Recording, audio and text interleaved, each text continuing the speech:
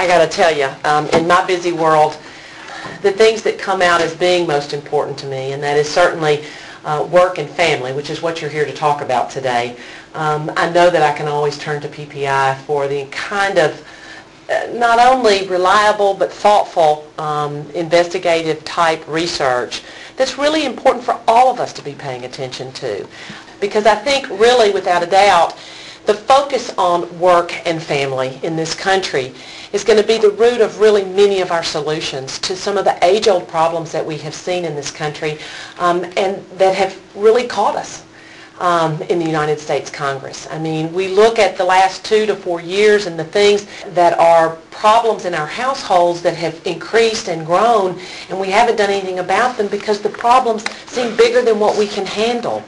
And yet they're everyday problems. They're problems that everybody's family is faced with. So as legislators, if we start to look both within and identify as well as looking out at the ways that we can solve those problems, I think we'll do a tremendous job at making sure that we are really truly serving the people that have sent us here as legislators and certainly public servants to make this country stronger and to make it great. So as the mother of twin boys, 10-year-olds, I assure you that I could fill up quite a few hours with anecdotal stories of balancing acts between the two facets of my life. And it's not just two facets. I come to work every day and I love what I do. I love what I do because I am surrounded by very caring people. Many of my staff are here today. I've been blessed with a tremendous staff of individuals who believe, as I do, that as public servants we are here to create a government that empowers the people of this country to live their lives and to reach their dreams and to fulfill their commitment to their fellow man and their communities in making it better.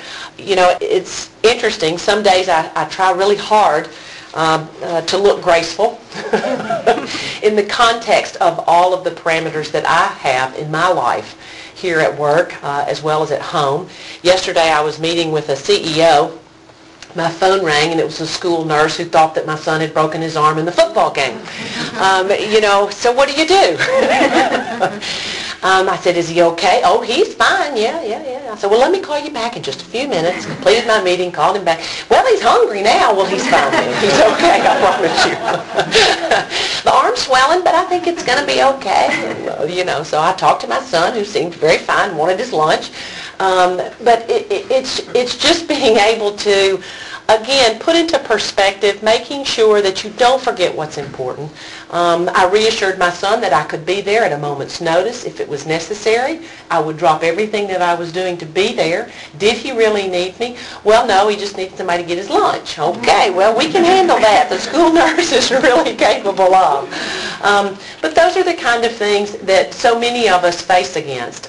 This morning, having a conversation with a friend of mine who called in the midst of getting to school and getting to work and all the works, and you know, it was funny. It came almost as a blessing out of the air because last night was chaotic. I got home, my husband was late, I was late, dinner, which is my responsibility, was really late.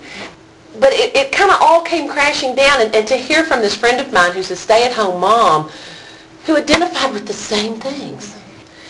For a lot of us, and for me in particular, I grew up in an incredible family.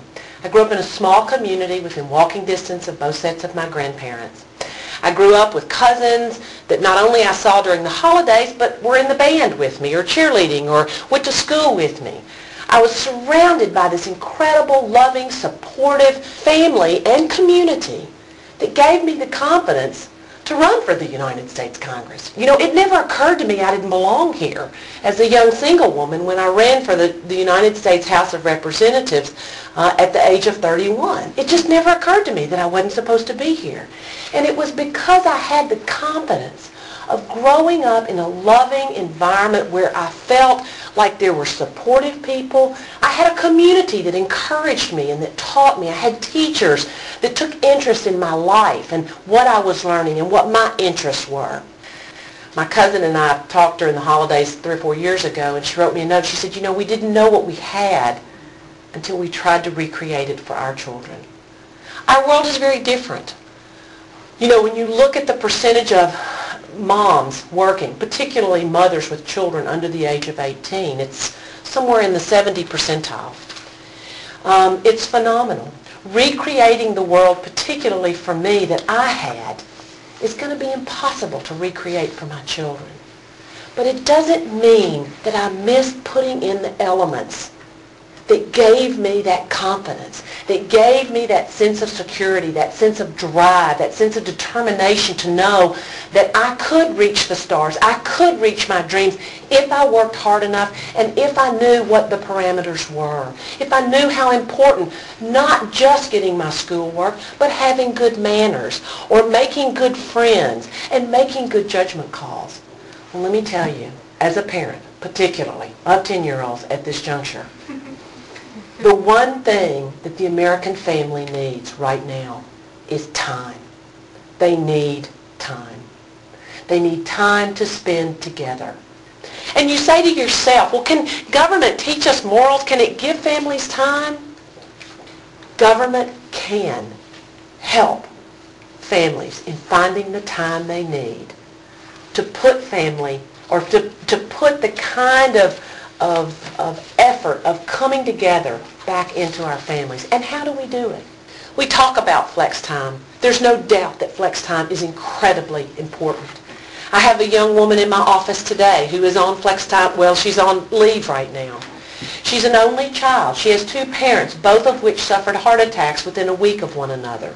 She is the caregiver at the young age of 26 years old. The kind of responsibility that child has is phenomenal to me.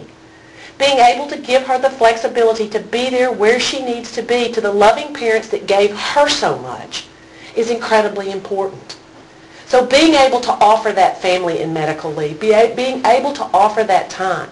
I have young mothers and young fathers in my office. Being able to give maternity leave and paternity leave, making sure that there is time for them to get comfortable with this whole new world of caregiving to an infant or to a child, building a family.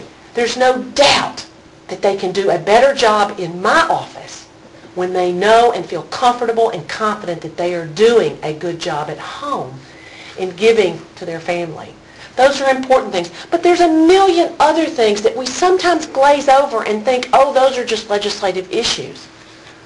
Healthcare.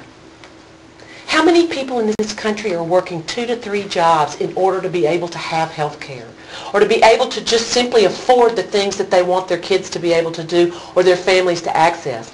Some of them are living on the brink of poverty. Some of them, and I'll be willing to say, well, I know in Arkansas, roughly 500,000 Arkansans are living on that cliff. Living on that cliff of food insecurity and not knowing if they're going to have to choose between food and the utility bill, or whether they're going to be able to provide the food they need and still keep their children with that sense of confidence that, yes, you're going to be able to play on the Little League team when it comes around. That's a lot of people, folks, in a country of plenty. It's one of the reasons I helped start the Hunger Caucus, so that we could focus on these issues of food insecurity and really look at what choices families are making.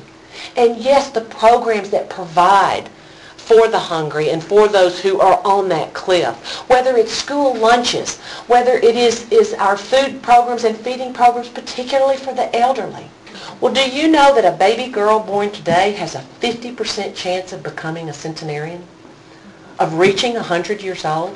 Our society is changing. People are living longer. When you talk about caring for the elderly, it's not just somebody else's elderly. It's mine and yours. We took a long journey, my sisters and brother, my mother and I. My dad was diagnosed with Alzheimer's at a very early age.